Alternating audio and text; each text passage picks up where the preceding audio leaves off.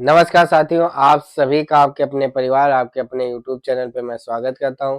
आ जाइएगा, जुड़ जाइएगा हमारे साथ यहाँ पर, चूंकि लगातार शुरू हो चुकी, या यूं कहें कि आज ये एक अंतिम क्लास है जो कि हमारी जिला मेरठ है। अंतिम मंडल का अंतिम जिला आज हम लोग पढ़ने वाले हैं, कौन सा? मेरठ। सफर हमारा सहारनपुर मंडल से शुरू हुआ था, सहारनपुर मंडल होते हुए आज हम लोग बिल्कुल सहारनपुर मंडल के जस्ट नीचे मेरठ मंडल में हम लोग यहाँ पर समाप्त करेंगे। तो मेरठ मंडल का हम लोग अंतिम जिला आज पढ़ने वाले हैं, जिला मेरठ को। ठीक है, अगर आप पहली बार देख रहे हैं तो आप पूरे के पूरे 74 जिले इससे पहले हो चुके हैं। आप चैनल को सब्सक्राइब कर लीजिएगा, चैनल की प्लेलिस्ट में जाइएगा, वहां पर आपको ये सारी चीजें मिलेंगी। ठीक है, चलिए बढ़ते हैं किसमें? जिला दर्शन में, जिला मेरठ में। चलिए शुरुआत करते हैं, आगे बढ़ते हैं। तो हमारे सामने एक उत्तर प्रदेश का मैप आता है। क्या आता है? उत्तर प्रदेश का एक मैप आता है। मैप आपके पास भी होना चाहिए, किसी भी तरीके का हो, छोटा हो बड़ा हो कैसा भी हो मैप, लेकिन मैप आपके पास होना चाहिए। अब इसमें क्या है, मेरठ मंडल में आपको एक ट्रिक पता होगी। कौन सी ट्रिक?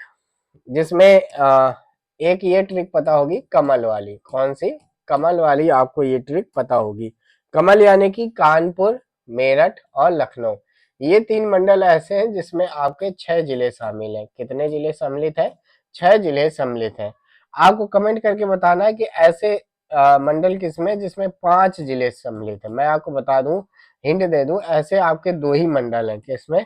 2 ही मंडल हैं जिसमें आपके 5 जिले सम्मिलित हैं। ये चीज आपको कमेंट करके बतानी है। मैं आपको पिछले के पिछले जो क्लास जिला दर्शन की हुई थी उसमें मैंने आपको ये बताए थे। क्योंकि 6 सबको याद है तो आप 5 याद कर लीजिए, फिर उससे नीचे आपको कतई याद करने की कोई भी जरूरत नहीं है। तो मेरठ मंडल है जिसमें आपके 6 जिले शामिल हैं। वो 6 जिले कौन कौन से हैं तो ध्यान दीजिएगा। एक तो आपका ये बागपत है, ये आपको दिख रहा होगा। एक हो गया आपका मेरठ, एक हो गया आपका ये गाजियाबाद, एक हो गया आपका ये हापुड़, एक हो गया गोबूना यानी कि गौतम बुद्ध नगर, एक हो गया आपका ये बुलंदशहर। ठीक है, जिसमें कि बाकी के ये जो आपके 5 है, बागपत, गाजियाबाद, हापुड़, गौतम बुद्ध नगर, बुलंदशहर, इस मंडल के जो बाकी 5 जिले हैं उन जिलों को मैं मतलब पढ़ा चुका हूँ। आज हम लोग अंतिम मंडल का अंतिम जिला यानी कि आज हम लोग 75वां जिला पढ़ने जा रहे हैं। कौन सा? 75वां जिला पढ़ने जा रहे हैं। कौन सा? जिला दर्शन में मेरठ पढ़ने जा रहे हैं। अब देखिए, यहाँ से हमारा सफर शुरू हुआ था सहारनपुर मंडल से। सबसे पहले हम लोगों ने सहारनपुर पढ़ा था, फिर शामली, फिर मुजफ्फरनगर, फिर इधर मुरादाबाद होते होते हम लोग पूरा नीचे टहलते घूमते यहाँ पर आ गए हैं। ठीक है ना? 75 क्लासे हैं, 75वां जिला है, तो आपकी ये 75वीं क्लास भी है। ठीक है ना? तो आप देख लीजिएगा, एक जिला दर्शन में मतलब एक क्लास एक जिला दर्शन आपकी चली है। ठीक है ना? जिसमें काफी ज्यादा महत्वपूर्ण चीजें आपको कवर करने की कोशिश की है। मैं ये नहीं कह रहा हूँ कि मैंने सारी चीजें लगभग आपको पढ़ा दी हैं, कुछ ना कुछ हर एक इंसान से छूटता ही, मुझसे भी बहुत सी चीजें छूटी होंगी, लेकिन मुझको जितनी चीजें ध्यान थी मैंने उन सभी चीजों को कवर किया है। नहीं वो चीज कवर हो पाई है तो मैंने किसी दूसरा जिला पढ़ा है तो मैंने आपको वो चीज जरूर बता दी है। ठीक है ना? मेरे अनुसार पूरी कोशिश रही है। बाकी अगर आपको अच्छी लगे तो अपने मित्रों के साथ, अपने दोस्तों के साथ पूरी प्लेलिस्ट को जरूर शेयर करें। चलिए मेरठ देख लेते हैं। मेरठ की बात करते हैं तो इसके पड़ोसी जिले कौन कौन से हैं इस पर थोड़ी सी नजर हम लोग डाल लेते हैं। तो अगर पड़ोसी जिलों की बात करें तो सबसे पहले आप देखिएगा ऊपर की ओर, कौन सा? मुजफ्फरनगर। कौन सा?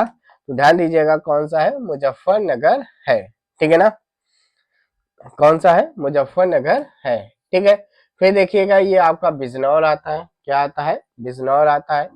साथ ही मेरठ में देखिएगा कौन सा आता है? अमरोहा आता है। कौन सा? अमरोहा। मेरठ के नीचे देखिएगा कौन सा आता है? हापुड़ आता है। हापुड़ के जस्ट बगल में देखिएगा गाजियाबाद आता है। गाजियाबाद के यानी कि मेरठ के बाईं ओर देखिएगा कौन सा आता है? बागपत आता है। तो 1 2 3 4 5 6 जिले, 6 जिले आपके क्या है? मेरठ में शामिल जिले हैं। 6 जिले कौन कौन से हैं? मेरठ मंडल में शामिल हैं। ठीक है, वो 6 जिले कौन कौन से हैं तो ध्यान रखना। वो एक तो बागपत हो गया, एक आपका मुजफ्फरनगर हो गया, बिजनौर, अमरोहा हो गया, हापुड़ हो गया और गाजियाबाद हो गया। ये सारी चीजें आपको यहाँ पर लिखी हुई भी मिलेंगी। ठीक है ना? लेकिन मैप के आधार पर समझना इसलिए आराम रहता है कि मैप से आपको क्या हो जाएगा, इससे आपको जो नजर है आपकी वो नजर बनी रहेगी लगातार। तो मैप से जरूर समझा करिए, पूरे के पूरे 75 क्लास हर एक में आपको मैप्स के आधार पर समझाने की कोशिश की गई है, इस चीज को आप जरूर ध्यान रखिएगा। ठीक है, चलिए बढ़ते हैं आगे, ये सारी चीजें आपको लिखी हुई भी है। आगे बढ़ेंगे तो जिला दर्शन में आपका क्या आ जाएगा, मेरठ आ जाएगा। ठीक है, सबसे पहले ध्यान रखना क्या चीज कि पहली लाइन पे पहला ही प्रश्न है, क्या है कि कौन से मंडल में शामिल जिला है। ठीक है ना, 18 मंडल है और 18 मंडल में 75 जिले शामिल हैं। आपको पूरे 18 मंडल पता होने चाहिए, उसमें जो 75 के 75 जिले शामिल है वो भी आपको यहाँ पर अच्छे से पता होने चाहिए। ठीक है, तो पहली लाइन पहला प्रश्न ये है कि किस मंडल में है, तो मेरठ मंडल में शामिल जिला है आपका जिला मेरठ। ठीक है, जिला मुख्यालय क्या है, मेरठ है। जिला मुख्यालय वो जगह होती है जहां पर डीएम साहब का ऑफिस होता है, यानी कि डीएम साहब का कार्यालय होता है, डीएम साहब बैठते हैं तो वो आपका ऑफिस कहलाता है। सीमावर्ती जिले की बात करें, इस चीज को मैं आपको मैप के आधार पर बता चुका हूँ। मैप के आधार पर ध्यान रखना है, ये सारी चीजें बताया, बागपत, बिजनौर, अमरोहा, हापुड़, बुलंदशहर, गौतम बुद्ध नगर और गाजियाबाद मैं बता चुका हूँ। ठीक है, चलिए बढ़ते हैं अब आगे। आगे वन डिस्ट्रिक्ट वन प्रोडक्ट, एक जिला एक उत्पाद। ठीक है, ये मैं अक्सर कहता हूं कि पूरे के पूरे आपको अच्छे तरीके से पता होने चाहिए, 75 के 75 आपको अच्छे तरीके से पता होने चाहिए। सफर से शुरुआत से जुड़े होंगे तो ध्यान दीजिएगा, आज आप 75 का 75वां याद कर रहे होंगे। यही सफर का फायदा होता है कि अगर आप साथ चलना शुरू करते हैं तो आप लगातार साथ ही बने रहते हैं, चाहे जो भी दिक्कत हो। ठीक है, तो वन डिस्ट्रिक्ट वन प्रोडक्ट की बात करें, ओडीओपी की बात करें तो क्या है, मेरठ का, कहाँ का हम लोग पढ़ रहे हैं, मेरठ, मेरुठ का बात कर रहे हैं। तो खेल का सामान, खेल का सामान यानी कि स्पोर्ट्स गुड। क्योंकि मैं इस चीज को बता दूं कि मेरठ को स्पोर्ट्स सिटी ऑफ इंडिया कहा जाता है, यहाँ पर खेल का सामान आपका मिलता है। खेल का सामान, जो खेल का सामान है यहाँ पे विदेशों तक में भेजा जाता है यहाँ पर। ठीक है, तो इस चीज को आप जरूर ध्यान रखिएगा, मेरठ में क्या है, खेल का सामान है, क्या है, स्पोर्ट्स गुड कहलाता है। ठीक है, ये स्कीम कब आई थी, ये स्कीम आई थी 24 जनवरी 2018 को यह स्कीम आई थी, और इसी दिन से क्या उत्तर प्रदेश दिवस के मनाने की शुरुआत हुई थी।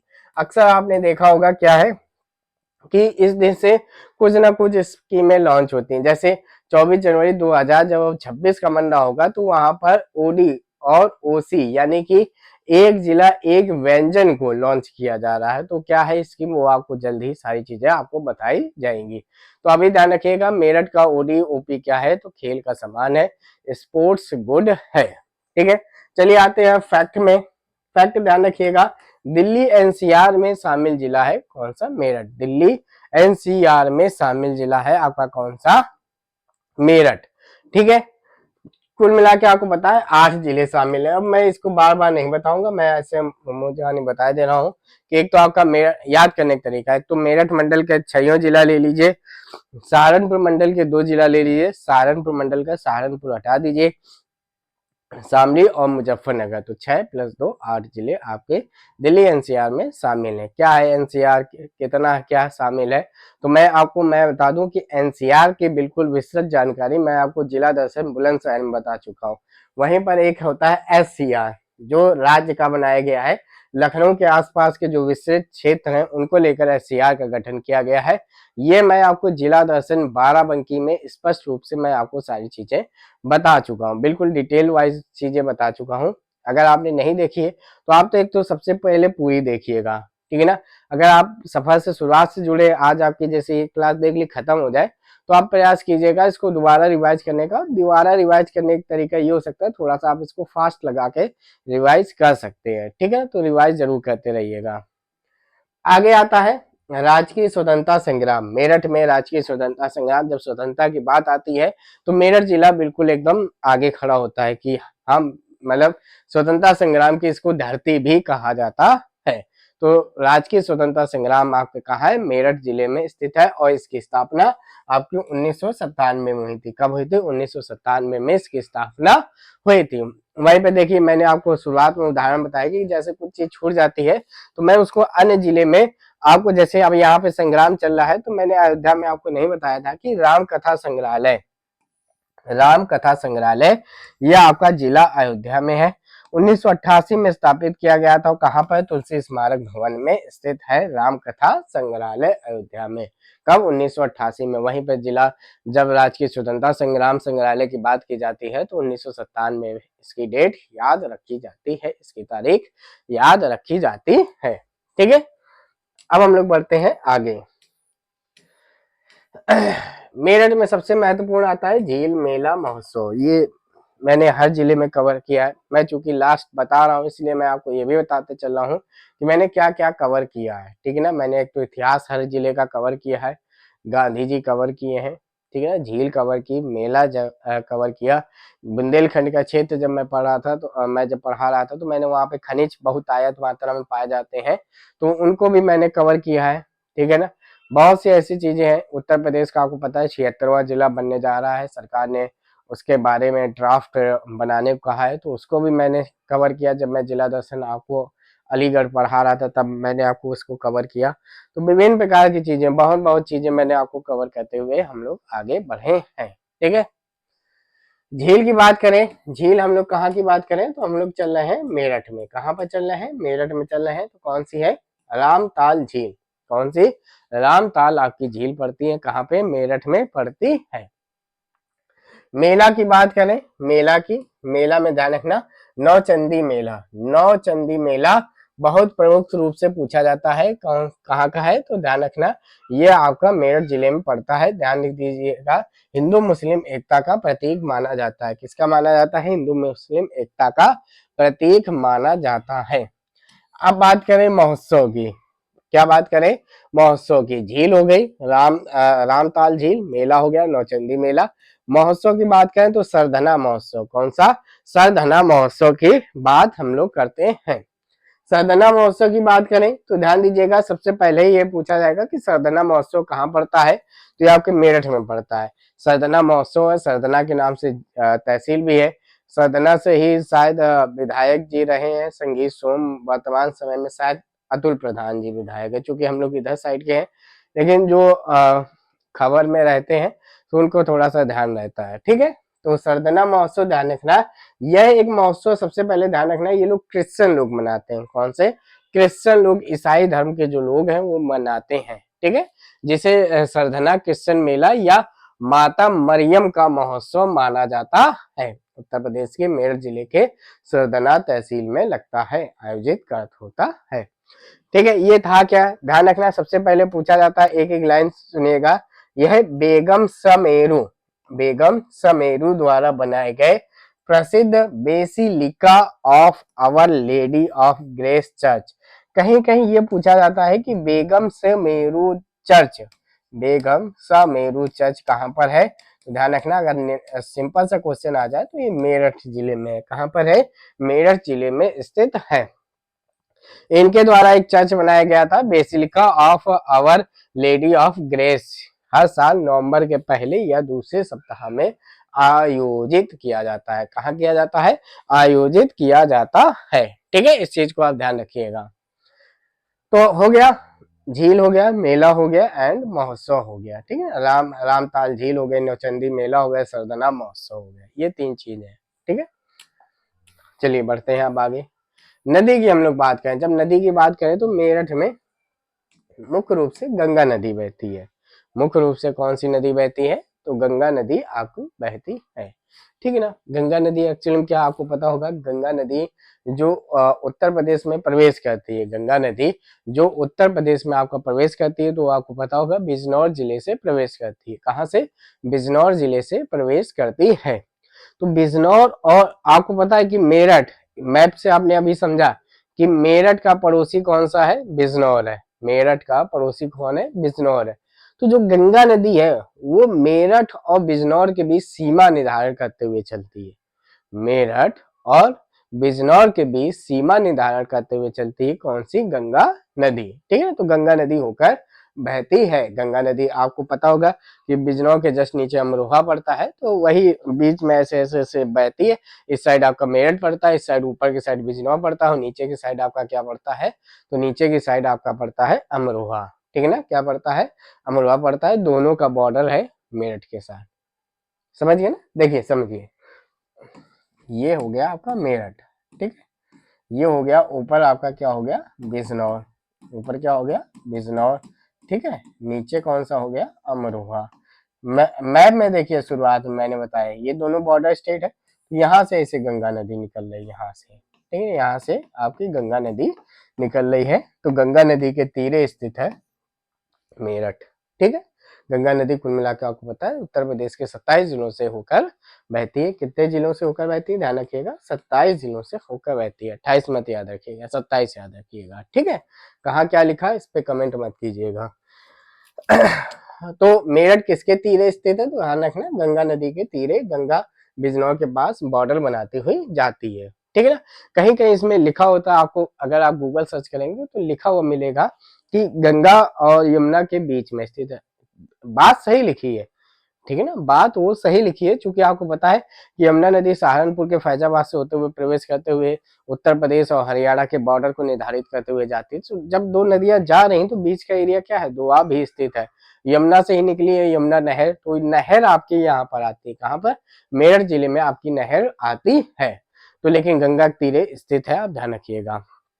इन दो नदियों के अलावा ध्यान रखना काली नदी, काली नदी में दो भाग होते हैं, पूर्वी काली नदी और पश्चिम काली नदी। और हिंडन नदी, हिंडन नदी आपको पता है, हिंडन नदी आपके मैंने बताया था कि सहारनपुर के आपके शिवालिक पहाड़ियों से शाकुंभरी पर्वतमाला से निकलती हुई बहती हुई आपके जो नोएडा किनारे स्थित है, गाजियाबाद किनारे स्थित है, ये नोएडा में जाके यमुना नदी से मिल जाती है, ठीक है।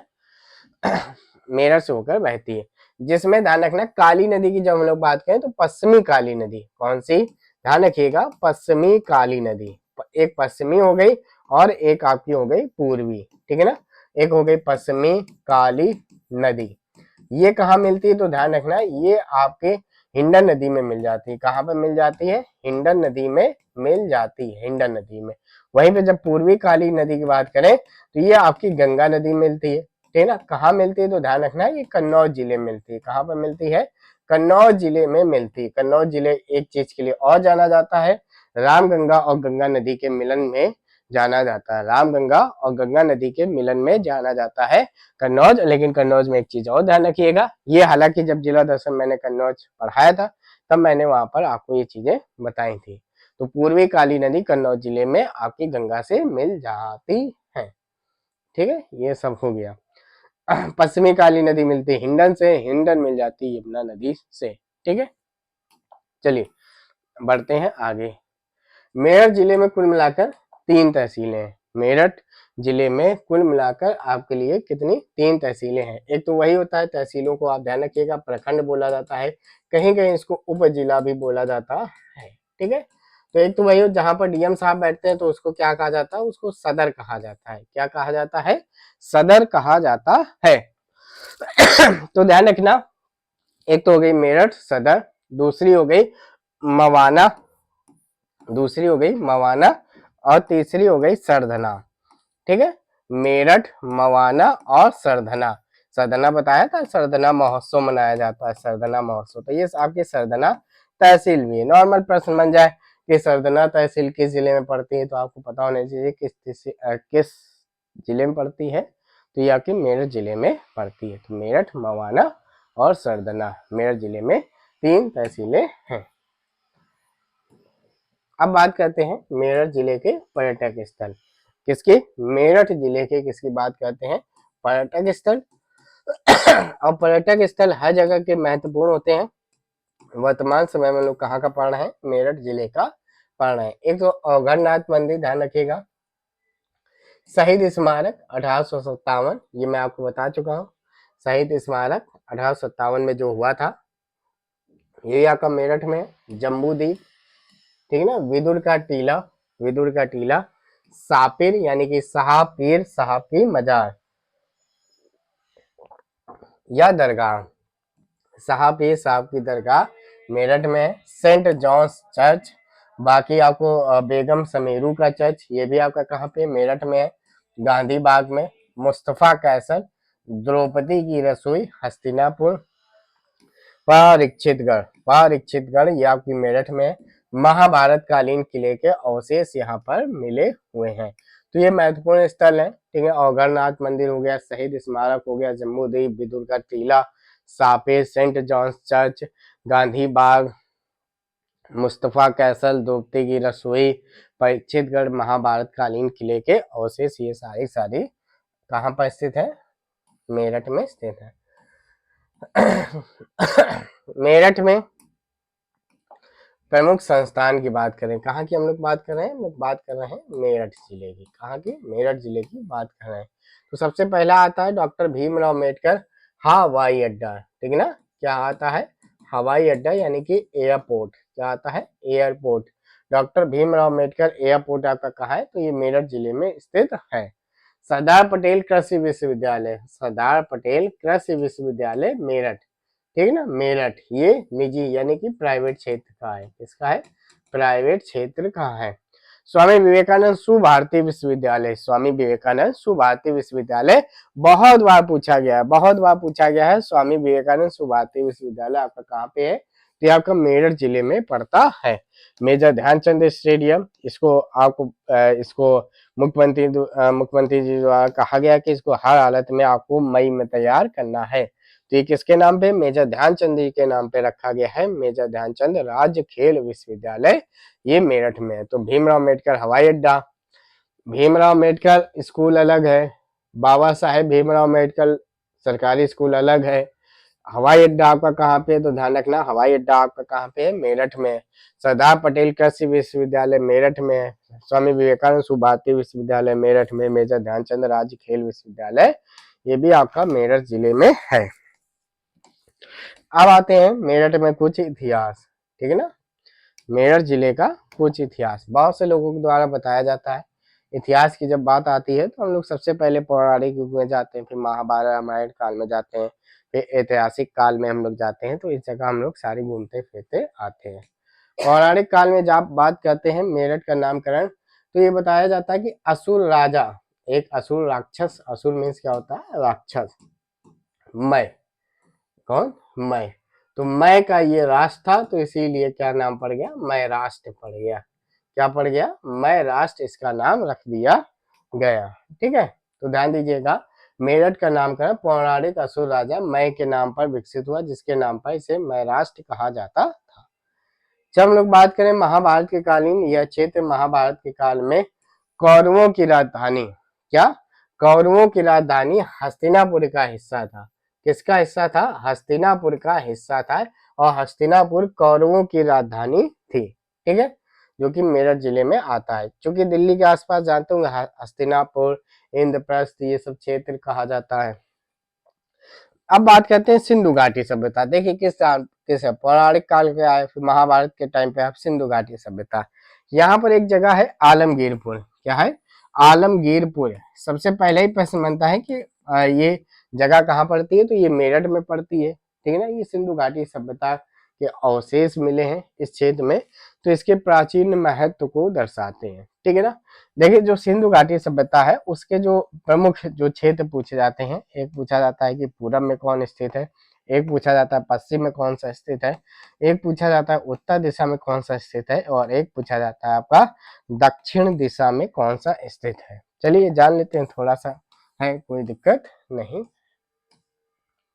तो ये कौन सा है? ध्यान रखना, दिशा आधारित प्रमुख सीमांत शहरों की बात करें तो सबसे पहले उत्तर में, ठीक है, सारे लिखे उत्तर, दक्षिण, पूरब, पश्चिम, ठीक है ना। तो उत्तर में नॉर्दर्न मोस्ट कौन सा है? तो ध्यान रखना मांडा, ठीक है ना। कौन सा है?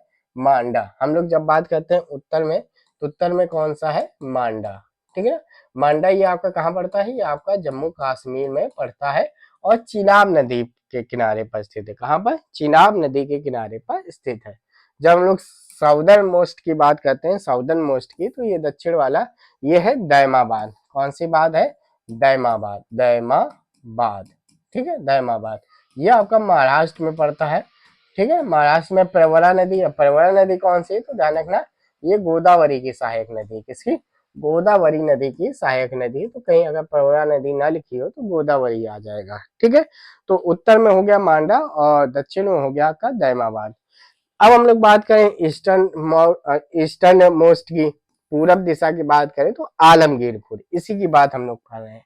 किसकी? आलमगीर, आलमगीरपुर। ठीक है, ये कहाँ पर? ये उत्तर प्रदेश में है, उत्तर प्रदेश में मेरठ जिले में स्थित है। और यह हिंडन नदी किनारे, हिंडन नदी, हिंडन नदी किसकी सहायक नदी? तो यमुना की सहायक नदी है। अब हम लोग बात करें पश्चिम की, तो पश्चिम में है सुतका गेंडोर। कौन सा है?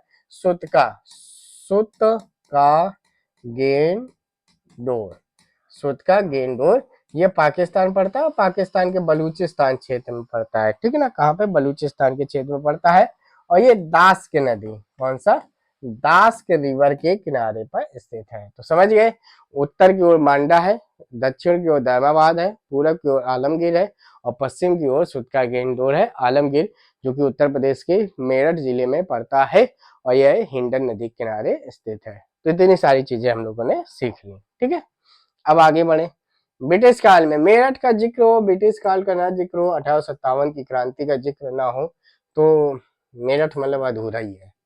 1803 में मराठों ने यह क्षेत्र अंग्रेजों को दे दिया, और 1806 में यहाँ पर कैंट एरिया बना। कौन सा? कैंट एरिया यहाँ पर अंग्रेजों ने बनाया। कैंट एरिया यानी कि जहाँ पर सेनाएं रुकती हैं, छावनी उसको कहा जाता है। ठीक है, 1857 की क्रांति, ठीक है ना, देश की पहली स्वतंत्रता संग्राम की क्रांति, 10 मई 1857। यहीं से सब लोग बढ़ चले थे। दिल्ली चलो, दिल्ली चलो का नारा ध्यान दीजिएगा, प्रसिद्ध नारा दिल्ली चलो का नारा मेरठ में दिया गया था, 1857 की क्रांति के दौरान दिया गया था।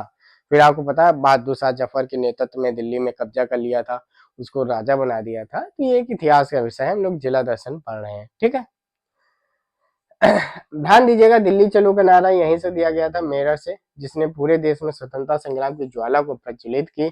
और इसीलिए मेरठ, मेरठ को प्रथम स्वतंत्रता संग्राम की धरती कहा जाता है। मेरठ को प्रथम स्वतंत्रता संग्राम की क्या कहा जाता है? धरती कहा जाता है। ठीक है, 10 मई 1857 को उठी थी ललकार, उसी समय जुट जाते सारे लोग एक साथ, आजाद हो जाता। ठीक है, खेल का केंद्र मैंने आपको बताया है कि sports city of India, sports city of India किसको कहा जाता है? मेरठ को कहा जाता है। और मेरठ का ओडीओपी भी क्या है?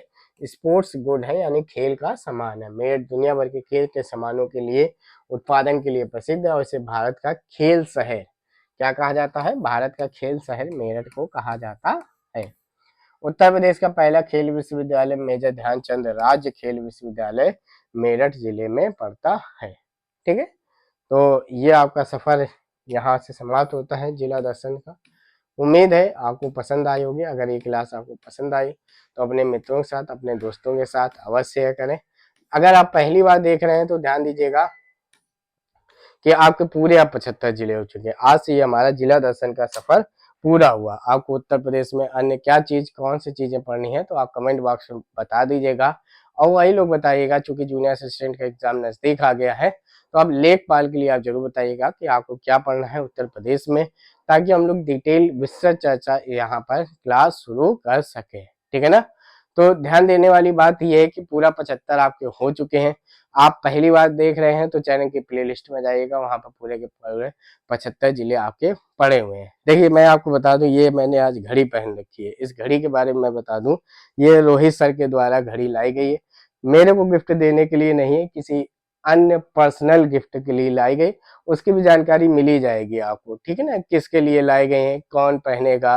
ठीक है, मैं ऐसे जबरदस्ती मैंने उनसे छिना ली नहीं, पहले तो मैं ही पहनूंगा। मैं आपका पुराना साथी रहा हूँ, भले बाद में इज्जत ना हो, लेकिन वर्तमान समय में थोड़ी बहुत होनी चाहिए। ठीक है, चलिए मिलते हैं अगले नेक्स्ट क्लास में। अगर ये आपको ये क्लास कैसी लगी है तो आप इसके अपने जो विचार हैं कमेंट के माध्यम से आप जरूर बता सकते हैं। धन्यवाद।